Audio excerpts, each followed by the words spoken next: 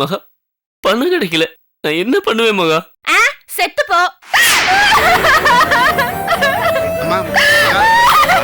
என்னம்மா?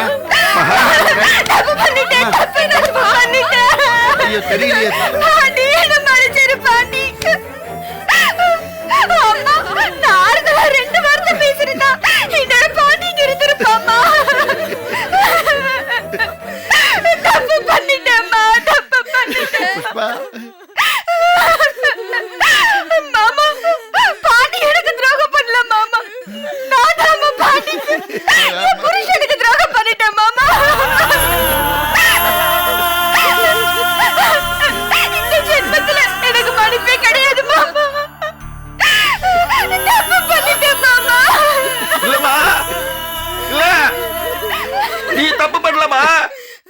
நீ தப்பு பண்ணல.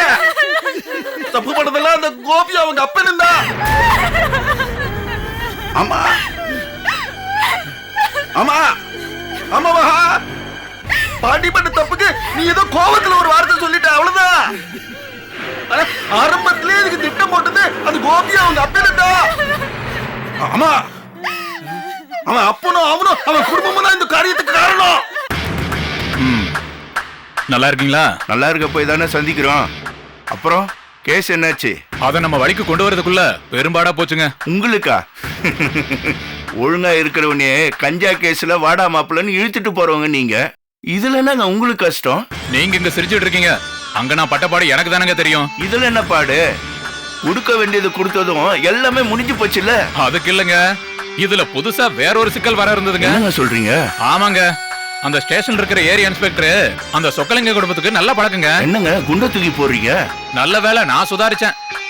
நேரா டாக்டருக்கு போன போட்டு விவரத்தை சொல்லி தற்கொலைன்னு ரிப்போர்ட் கொடுக்க சொல்லியிருக்கேன்.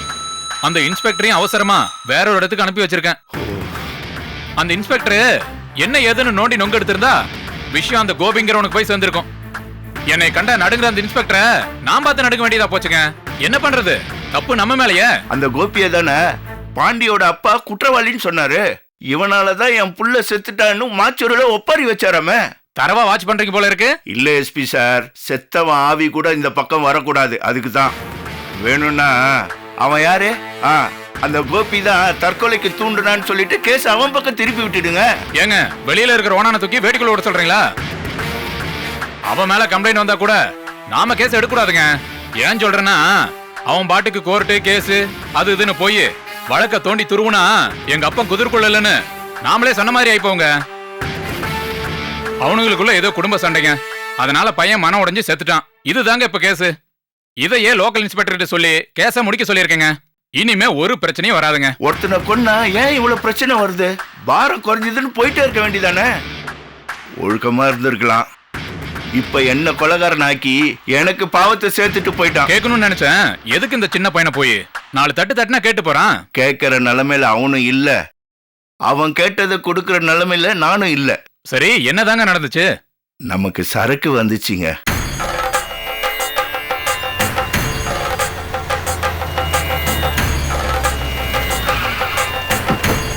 என்னடா எடுத்துட்டு வந்துட்டியா? போய் எடு.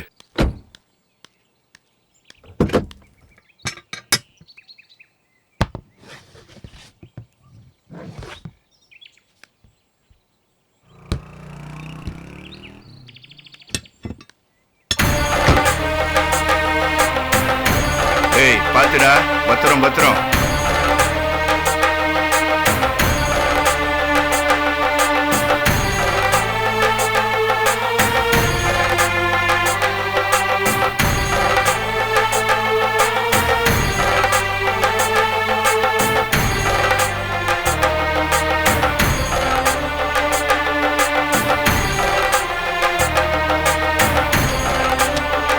இதை கொஞ்சம் ஏறுப்பா.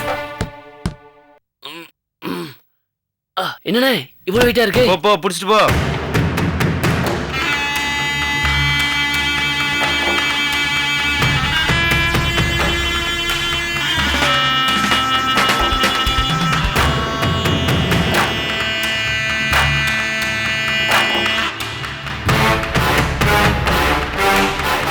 இங்க வைப்பா. என்ன இந்த வெயிட்டா இருக்கு? உள்ள என்னென்ன இருக்கு? டேய் வேலையை பாரு. போ போ.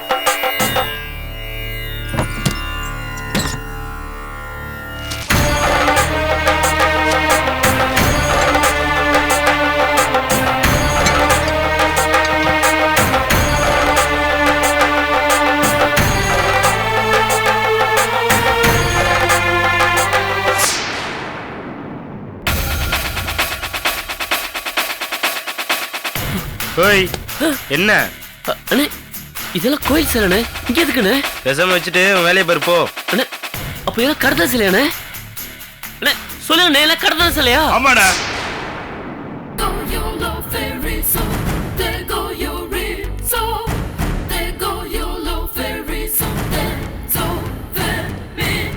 இது கடத்தல் சிலை தான். அதுக்கு என்ன பண்ணணுங்கிற? அண்ணே நீங்க என்னன்னு சொல்றீங்க? நீங்க மரஜாமாத வியாபாரம் பண்றேன்னு சொன்னீங்க. டேய் தம்பி, நான் என்னென்ன பிசினஸ் பண்றேன்னு உனக்கு தேவையா? வச்சுட்டு போய் வேலையை பாரு. அண்ணே நீங்க சாமி சிலையை கடத்துறீங்களா? என்ன தம்பி கடத்தல் கிடத்தல்ங்கிற? நான் வாங்கி விக்கிறேன், அவ்வளவுதான்.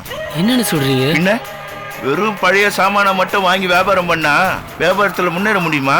போடா, போய் வேலையை பாரு போ. தேவையில்லாத கேள்வி எல்லாம் கேட்டுட்டு இருக்காத. அண்ணே என்ன தம்பி? வீட்டுல ஒரு பிரச்சனை, உங்களோட பணம் கேட்டலண்ணே. பிரச்சனை பெருசாச்சுண்ணே. நீங்க ஒரு 60,000 மட்டும் கொடுத்தா போதுண்ணே, எல்லா பிரச்சனையும் ஓஞ்சிருண்ணே. என்ன தம்பி பேசுனதே பேசிட்டு இருக்க? அதான் தர முடியாதுன்னு சொல்லிட்டல. என்னண்ணே கடத்த தொழிலாம் பண்றீங்க, உங்களுக்கு 60,000ங்கிறது பெரிய காசாண்ணே. அண்ணே பணம் கொடுங்கண்ணே, உங்க காலடியில நான் நாயா கிடப்பேண்ணே. கொடுக்கலன்னா? அண்ணே அப்பெல்லாம் சொல்லாதீங்கண்ணே, நானும் என் பொண்டாட்டி ஒன்ன வாழ போறதே இந்த பணத்தை வச்சு தானே இருக்கு. அண்ணே நீங்க செய்யற தொழிலுக்கு இது சாதாரண விஷயம்ண்ணே, ப்ளீஸ் கொஞ்சம் பணம் கொடுங்கண்ணே. என்னடா தொழிலுங்கிற கடத்தலுங்கிற பணம் கொடுங்கன்ற? உனக்கு கொடுக்க முடியாதுன்னா நீ என்னென்ன பண்ணுவ? அண்ணே நான் பணம் வாங்குறது என் குடும்பத்துக்காகவும் என் பொண்டாட்டிக்காகவும் தானே. நீங்க பணம் மட்டும் கொடுங்கண்ணே. இந்த மாதிரி இல்லண்ணே, நீ எந்த மாதிரியான வேலை கொடுத்தாலும் நான் செய்வேன். கேட்ட கேள்விக்கே இன்னும் பதில் வரல. பணம் கொடுக்கலன்னா என்னென்ன பண்ணுவ? போலீஸ் போவேண்ணே, ஒழுங்கா பணம் கொடுங்கண்ணே. ஏய் வாங்கி வைடா. டேய் குட்ரா. அண்ணே அண்ணே ப்ளீஸ்ண்ணே பணம் கொடுங்கண்ணே, ப்ளீஸ்ண்ணே. ஏய் இந்த தொழில் பண்றவனுக்கு எதிரியே இருக்கக்கூடாது. எதிரியே இருக்கக்கூடாதுன்னா ஆரம்பத்திலே பார்த்து அழிச்சிடணும். டேய் அவனை போடா.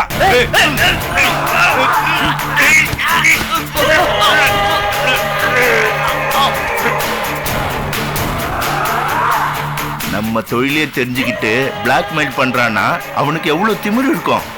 வேலைக்கு சேர்ந்த ஆரம்பத்திலே பணம் கேட்டானா அப்புறம் அடிக்கடி கேட்பான். அது கூட பரவாயில்லைங்க, என்கிட்டயே போலீஸ்க்கு போவன்னு மிரட்டுறான். இது மாதிரி ஆளுங்கெல்லாம் விட்டு வைக்கவே கூடாது. அதனாலதான் அவன் கதைய முடிச்சிட்டேன்.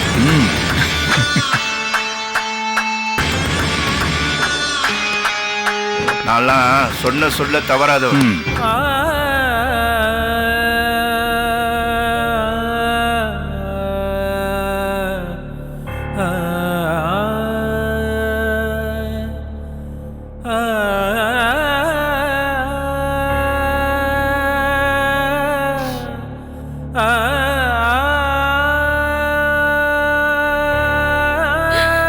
ஐயா எல்லாம் முடிஞ்சிருச்சுங்க ஐயா.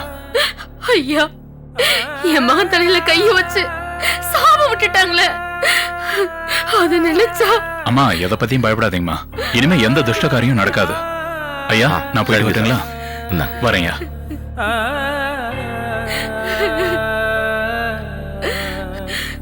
காலம் போல கடைசியில என் குடும்பத்துக்கு இப்படியாவது விடையணும். அவர் பண்ணதை நினைச்சா என் நெஞ்சே பதப்பறக்குதுங்க. எந்த மனுஷனாவது இப்படி ஒரு காரியத்தை பண்ணுவானா? அப்ப அந்த ஆள் மனசுல என்னங்க நினைப்பு இருக்கு?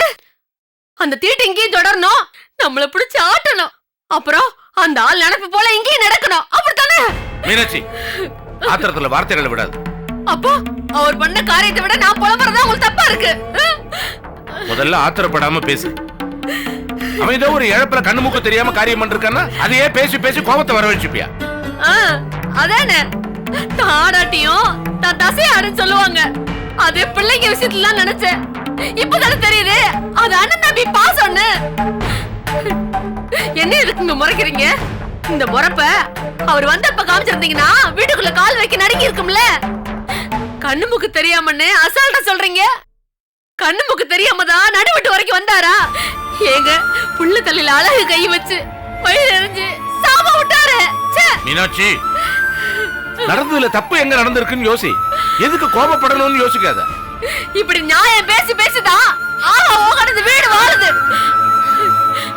ஏங்க நாம என்ன அங்க அப்படி நடக்கும்னு கனவு கண்டமா?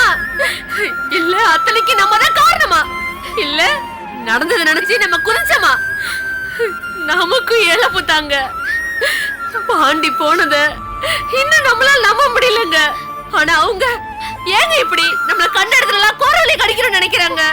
அத்தனை பேர் முன்னாடியும் உன் மகன் தான் கொலகாரன், உன் குடும்பம் தான் கொலகார குடும்பம்னு சொல்றாங்களே, பாக்குறவங்க என்னங்க நினைப்பாங்க? கால் துப்ப மாட்டாங்க. இந்த பாரு, ஊர் அப்படி பேசும் இப்படி பேசும் நினைச்சா எந்த காரியமும் வாழ்க்கையில பண்ண முடியாது. பொறுமையா எல்லாத்தையும் சரி பண்ணலாம். என்ன அவன் என்ன வேணும்னா பண்ணாத, ஏதோ ஒரு ஆத்திரத்துல அறிவு இழந்து வேணும் தாங்க, வேணும் தான். நம்மளால வேணா நினைச்சுதான் நடுவுடு வரைக்கும் வந்தாரு. ஏங்க ஒரு மனுஷனுக்கு தெரிய வேணாம்? உலகாம வளகாப்பு முடிச்ச கையோட ஒருத்தி இங்க இருக்கிறாளேன்னு கொஞ்சம் கூட யோசிக்காம ஏங்க அவங்க வீட்லயும் இந்த காலோட தான் நுழைஞ்சிருப்பாரா? கருமங்க. கோபி தலையில கை வச்சு வயிறு எரிஞ்சு என் வயிறை பத்திட்டு எரியுதுங்க. இப்படிப்பட்ட புத்தியை தான் ஆண்டவனா பார்த்து அதுங்க தலையில அள்ளி வச்சிருக்கா. இப்படியே அட்டொழிய மண்ணா மிச்சம் இருக்க தலையில தாங்க விடியும். என்னடி சொன்ன நீ?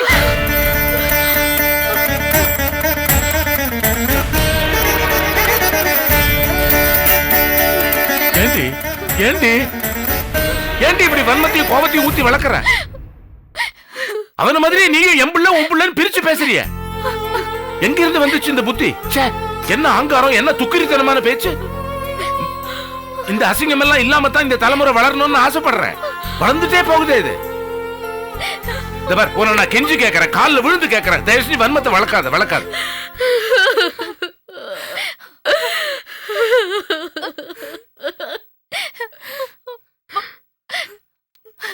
அப்பா அம்மாவை ஏன் அடிச்சீங்க?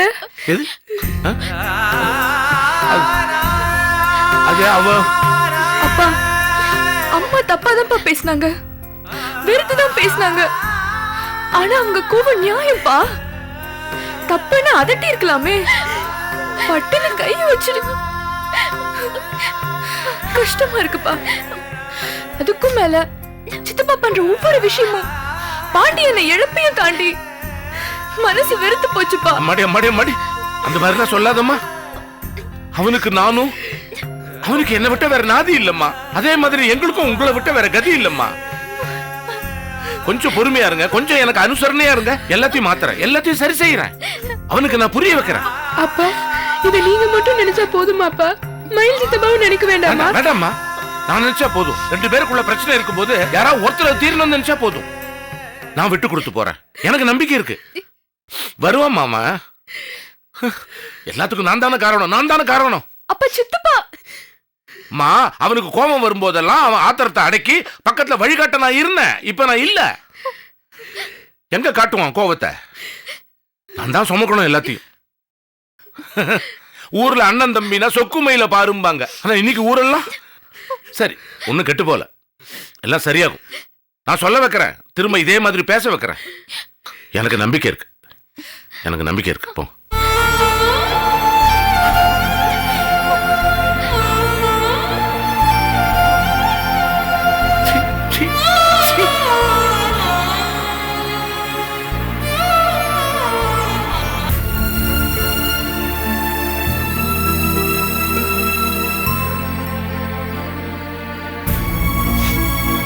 இந்த புஷ்பா, டிஃபன் இருக்கு, கொண்டு போய் கொடு.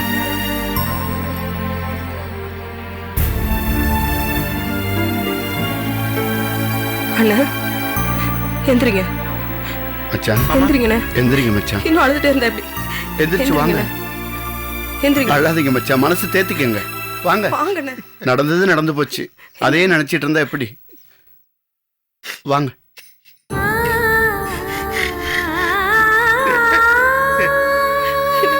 வாங்க வாங்க மச்சான், வாங்க.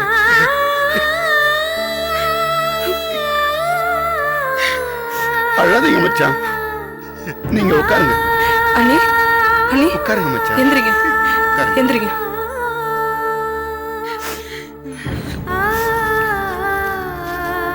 மச்சான் அழாதீங்க மச்சான், மனசு தேத்திக்கங்க. அண்ணன் கொடுங்க.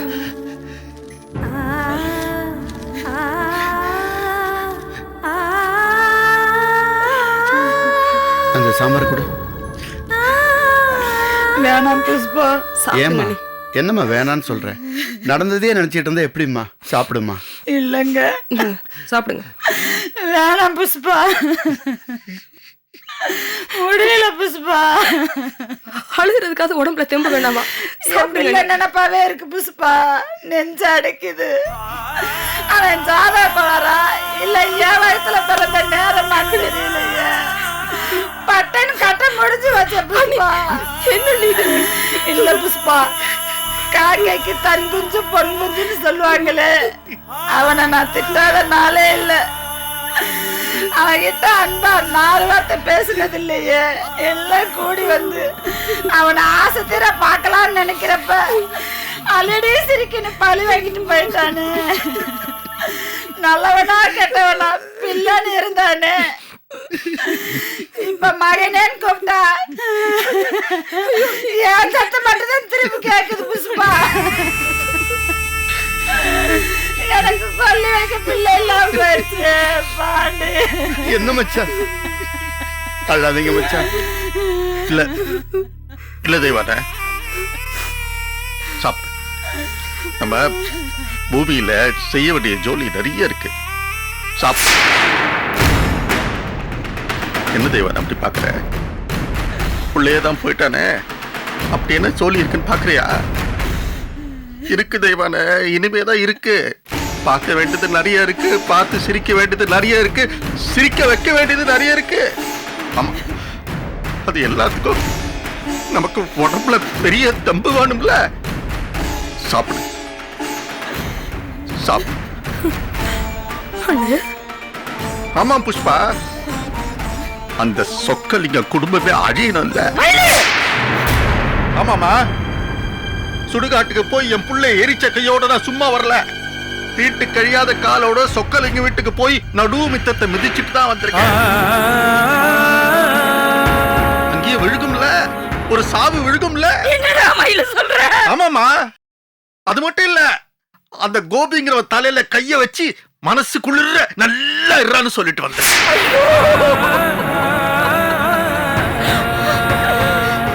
அழுத காலம் முடிஞ்சிருச்சு. ஆமா, இத பாரு, என் பிள்ளையாவது பொடமா கட்டி பிடிச்ச அழறதுக்கு இருந்தது உடம்பாங்க.